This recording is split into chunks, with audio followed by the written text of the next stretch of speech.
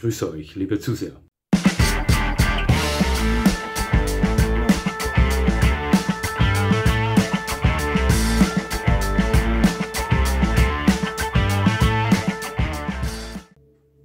Nochmal herzlichst willkommen, liebe Zuseher, hier auf meinem Kanal. Ich freue mich sehr, dass Sie da sind.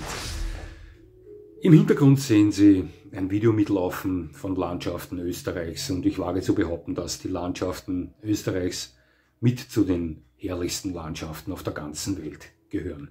Heute möchte ich Ihnen hier eine Hunderasse präsentieren, welche ebenfalls aus meinem Heimatland stammt, den österreichischen Pinscher. Österreich ist ein sehr hundefreundliches Land, doch können wir nur 5 eigene Hunderassen zurückgreifen. Und zwar ist das die alpenländische Dachsbracke, die Brandlbracke, die steirische Rauhaarbracke, die Tiroler Bracke und den österreichischen Pinscher. Und der ist der einzige dieser Hunderassen, der keinen Jagdhund darstellt. Der österreichische Pinscher gilt als eine der ältesten Hunderassen der Welt und als die Urform der heutigen Pinscher und Schnauzer, ob man es glaubt oder nicht. Man fand bei Ausgrabungsstätten rund um Mondsee und Attersee, welche ein Alter von 4000 Jahre vorwiesen, Überreste vom sogenannten Canis palustris, dem Torfhund, der in den Pfahlbauten in diesen Siedlungen der Jungsteinzeitmenschen immer anwesend war. Die hatten die klassischen Aufgaben zu erledigen: Hüten des Viehs, bewachen, jagen und so weiter. Und in den tausenden Jahren seiner Existenz passte sich dieser Hund in optimaler Weise an die Umgebung, an die Gegebenheiten an. Und der war dann in der moderneren Zeit auf den Bauernhöfen Österreichs nicht mehr wegzudenken. Überall bekannt unter Landpinscher oder Radler war dieser Hund ein sehr beliebt gehaltener Hofhund bei Bauern. Der war sehr genügsam und begnügte sich oftmals mit den Speiseresten. Und um seinen Speiseplan aufzubessern, begab er sich oftmals auf die Jagd nach Mäuse und Ratten. Das wiederum freute die Bauern. Außerdem war dieser Hund nicht groß genug, um größerem Wild gefährlich zu werden.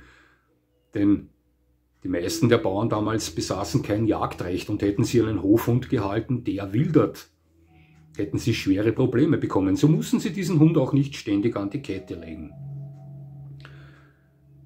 Die hatten also einen absolut vorzüglichen Wächter des Hofes, der gleichzeitig den Hof vor Schädlingen sauber hält, wetterfest, robust ist, wenig Jagdtrieb hat oder nicht die körperliche Eignung besitzt, um größeres Wild zu bejagen.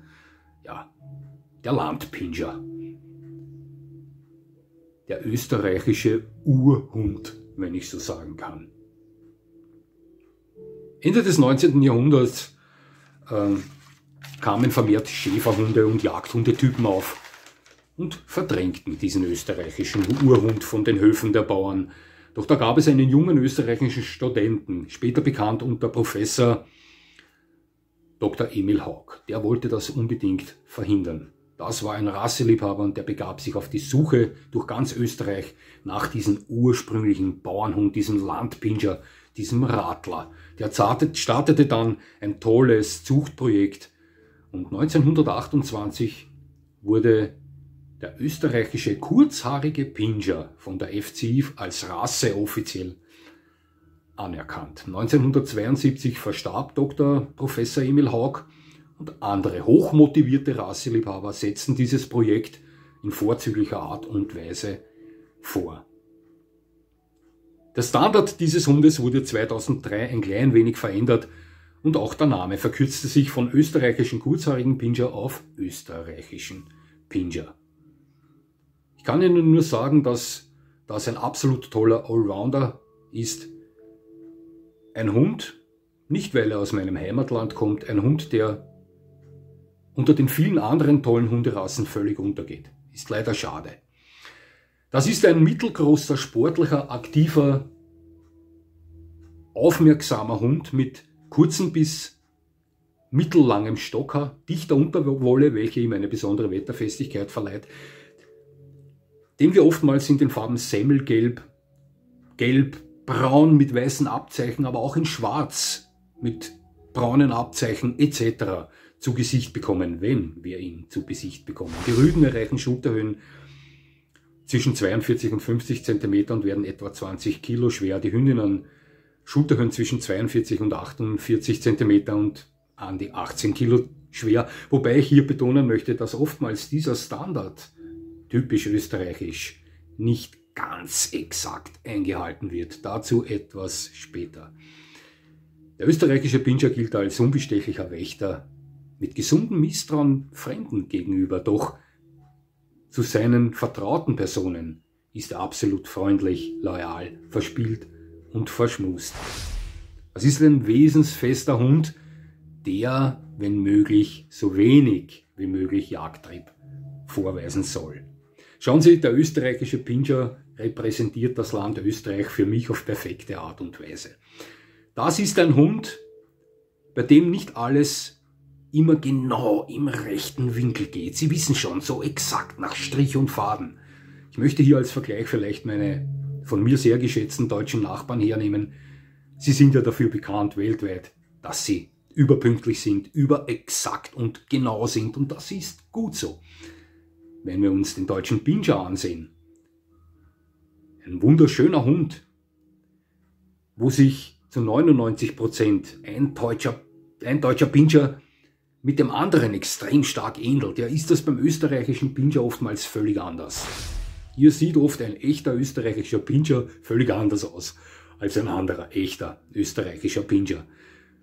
Während der deutsche Pinscher dieser geometrische Zeichner ist, Sie wissen, was ich meine, würde ich den österreichischen Pinscher eher als freihändigen Maler bezeichnen.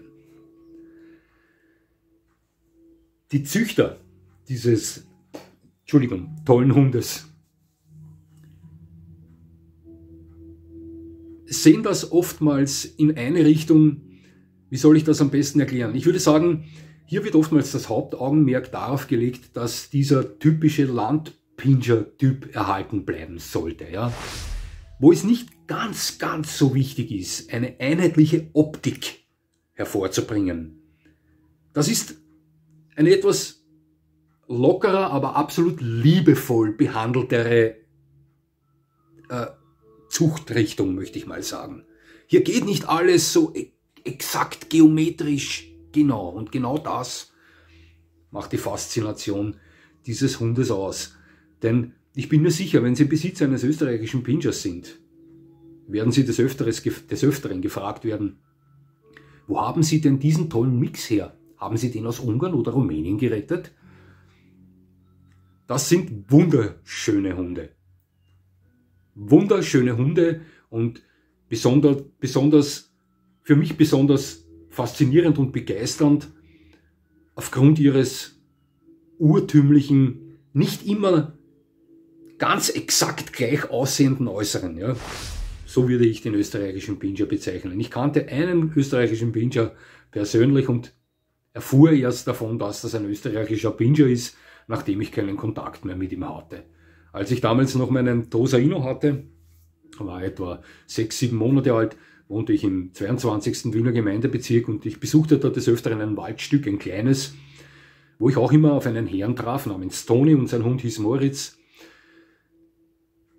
Wir tauschten uns über viele Dinge aus, sprachen aber eigenartigerweise nie viel über unsere Hunde, die sich da neben uns ständig miteinander spielten. Mein Hund war noch ein Junghund, 6 Monate alt, der Moritz war ein erwachsener, unkastrierter Rüde, die verstanden sich prächtig. Das war ein wunderschöner, rotbrauner Hund mit weißen Abzeichen, mittelgroß, um die 50 cm Schulterhöhe, athletisch, sportlich, freundlich, aktiv, triebig. Ein wunderschöner, netter Hund. Und als ich von Wien auszog in Richtung Neudörfl, war ich natürlich nicht das letzte Mal in Wien, und als ich da einmal meinen Bruder in Wien besuchte, traf ich auf eine Person, die diesen Toni auch kannte. Ich sagte zu dieser Person, geh, lass mir den Toni schön grüßen, wenn du ihn siehst, und knuddel den schönen rotbraunen Mix Moritz von mir. Und er sagte, ja, werde ich Toni ausrichten, aber Moritz ist kein Mix. Gell? Und ich sagte, was? Und er sagte, nein, das ist ein österreichischer Pinscher, den er sich damals extra aus der Steiermark besorgt hatte. Da erfuhr ich, dass ich die ganze Zeit eigentlich mit einem österreichischen Pinscher unterwegs war. Ich wusste es bis dato nicht und schätzte Moritz auch als einen Mixhund ein. Ist so. Ja. War ein wunderschöner Hund. Der österreichische Pinscher gilt heute als eine der seltensten Hunderassen der Welt.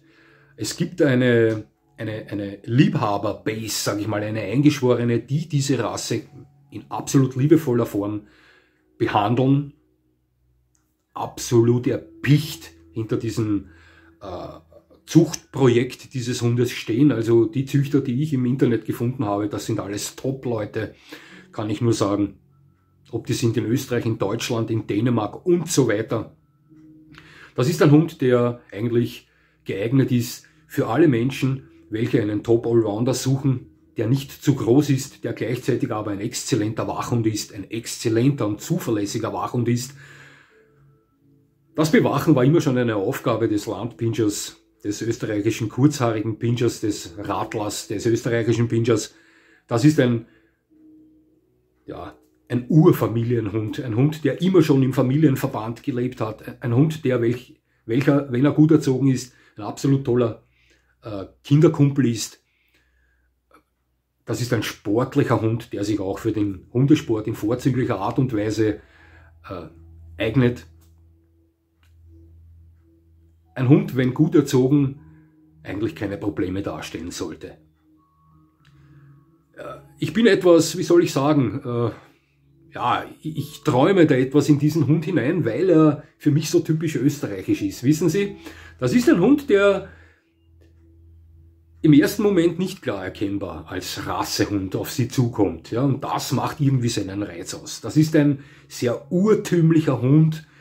Also wenn Sie diesen Hund sehen und jemand sagt Ihnen, das ist eine österreichische Landhunderasse, dann glauben Sie ihm das. Aufs Wort, so möchte ich ihn vielleicht am besten beschreiben. Also nochmal. Ein Hund für mich empfehlenswert für alle Leute, die noch fit genug sind, um mit diesem Hund auch unterwegs zu sein, denn das ist schon ein Hund, der etwas Bewegungsbedarf hat. Das ist ein sehr aktiver, spielfreudiger, lauffreudiger Hund. Nochmal mit ausgeprägtem Wachtrieb, ein super toller Wächter, aber auch ein super Spielkamerad. Eine absolut tolle Hunderasse, die es eigentlich verdient hätte, viel mehr Aufmerksamkeit in der Welt zu erlangen, würde ich mal sagen. Denn es wäre sehr, sehr, sehr schade, wenn der österreichische Pinscher von der Bildfläche verschwindet. Ja, liebe Zuseher, das war mein Video über diesen Hund aus meinem Heimatland, welches ich sehr liebe. Auch wir haben unsere Probleme und unsere Fehler, gar keine Frage. Oftmals ärgere ich mich sehr darüber. Aber dennoch, ich bin mit vollem Herz Österreicher und stolz darauf. Es hat mich sehr gefreut, dass Sie mir zugesehen haben. Ich würde mich natürlich selbstverständlich freuen, wenn Sie mir weiterhin zusehen. Ich habe was vergessen am Freitag. Am Freitag bringe ich hier wieder eine Kanone, schmeiße ich hier wieder ins Rennen hinein. Interessant für Leute, die vielleicht eher in der härteren Kategorie zu Hause sind, was Hunde betrifft. Nicht zum Fürchten, aber auch ein Hund mit Feuer. Ja, aber jetzt sind wir fertig. Herzlichen Dank für Ihr Zusehen und ich freue mich schon aufs nächste Mal. Jetzt wünsche ich Ihnen noch einen schönen Tag und kann Ihnen mal sagen, das war's schon wieder.